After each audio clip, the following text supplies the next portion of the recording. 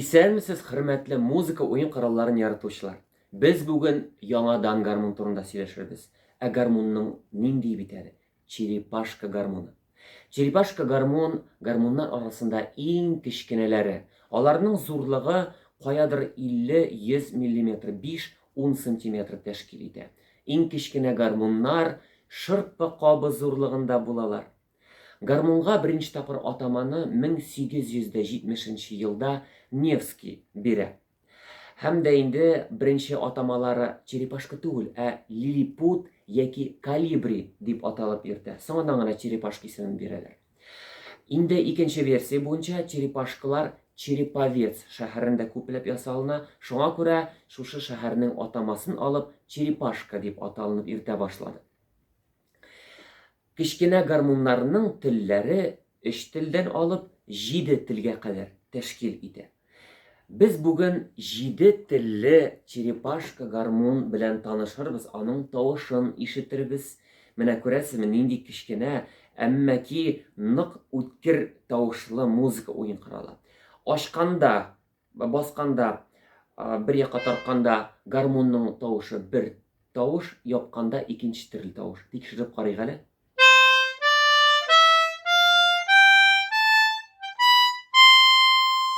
Менә шундый тавышлы.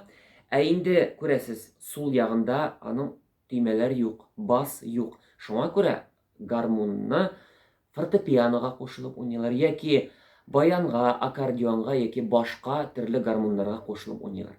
Шушы гармунның үсеш чоры 20нче гасырның беренче яртысында үсеш чоры була. Бүгенге көндә дә музыкантлар яратып уйныйлар һәм төрле шоу, кызыклы номерлар уйлап чыгаралар. Бүген бездә кунакта яңадан яраткан музыкантларыбыз Илнур Ганиев һәм Илнар Сафин. Егетләр, рәхим итегез.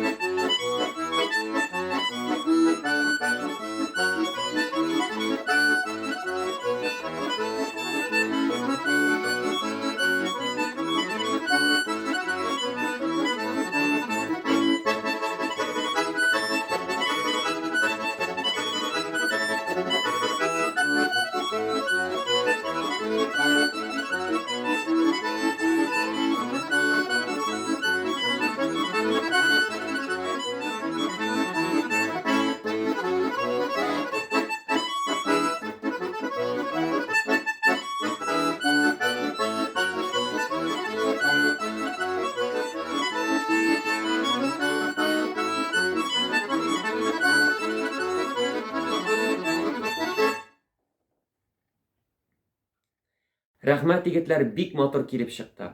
Халыкта әйтәләр, үткәнне барлыйк, саклыйк һәм киләсе буынга тапшырыйк. Киләсе очрашуларга кадәр, дуслар.